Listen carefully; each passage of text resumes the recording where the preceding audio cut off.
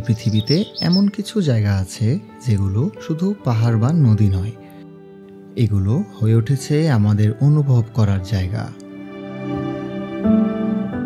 নিজেকে হোক অথবা ঈশ্বরকে খুঁজে পাবার আশায় আমরা আসি পবিত্র এই স্থানগুলিতে।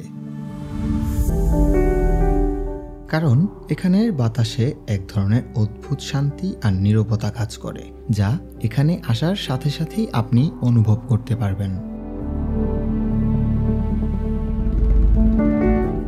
দাঁড়িয়ে আছি বাংলাদেশের সবচাইতে পবিত্র এবং জনপ্রিয় তীর্থস্থানে, সীতাকুণ্ডের পাহাড় ঘেরা এলাকার 1152 ফিট উপরে থাকা এই প্রাচীন তীর্থস্থানের নাম চন্দ্রনাথ ধাম।